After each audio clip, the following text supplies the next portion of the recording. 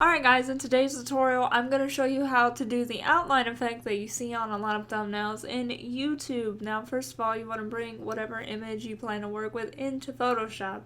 And you're going to want to unlock the layers so that you can work with it. You do that very easily by going over here to your layers panel and clicking on the lock.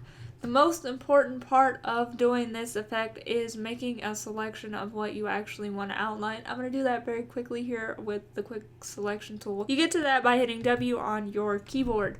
So anyway, I'm going to click and drag over the subject. I'm not going to make this perfect. I just want to do something very quick and simple here. There's multiple ways to make selections in Photoshop. I'm sure you guys know that. This is just the fastest method.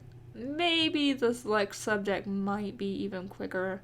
I'd have to actually test that out. Anyway, I'm pretty much done here. I think I might have selected a little bit of the car. If you select something that you don't want to be in the selection, hold down the Alt key and then click and drag over whatever it is you don't want in the selection and it will remove it for you. So I'll go ahead and do that. Try not to be nitpicky right now. And then once you have your selection, you're going to want it on its own layer. Well, at least the way I'm going to show you how to do this.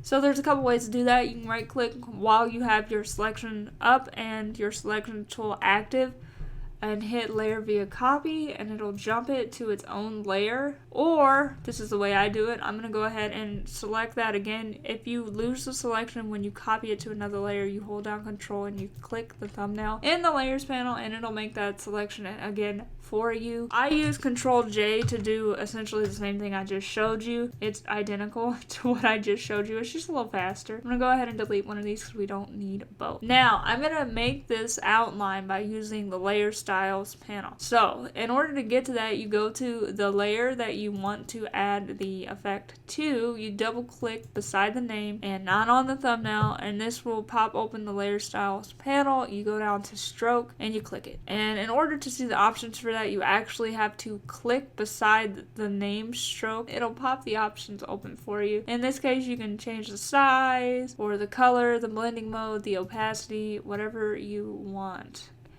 We're going to make it orange. And then there is one other thing I wanted to show you. You can actually have multiple strokes if you want to do that for whatever you're trying to do.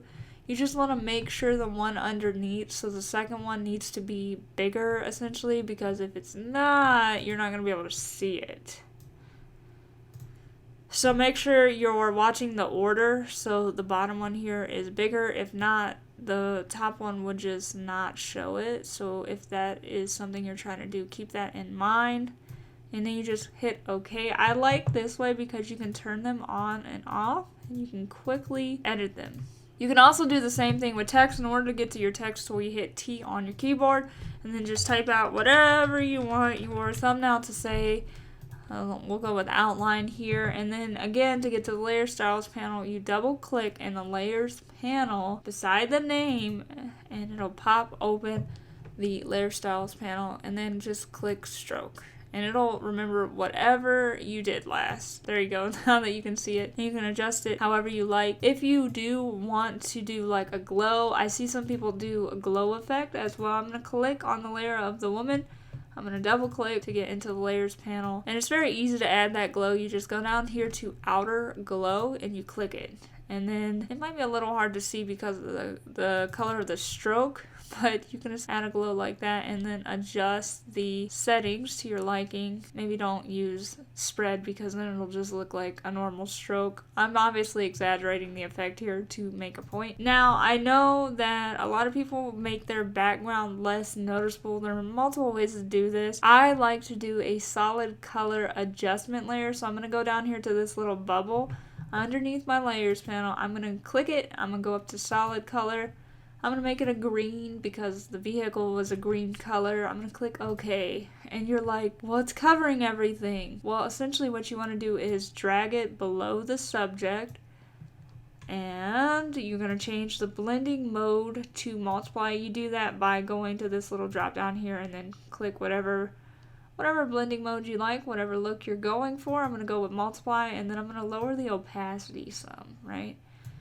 Some people actually lower the exposure to darken the background layer, you can do that as well. You need to have the background layer active to do that. Go up to image, down to adjustment, go to exposure, and then just drag it to whatever you want it to be. And that'll make the subjects stand out more because they'll obviously be brighter. Anyways, guys, if you have any questions, please leave them in the comments below. And as always, if you made it this far, thanks so much for watching, and I will talk to you guys again soon.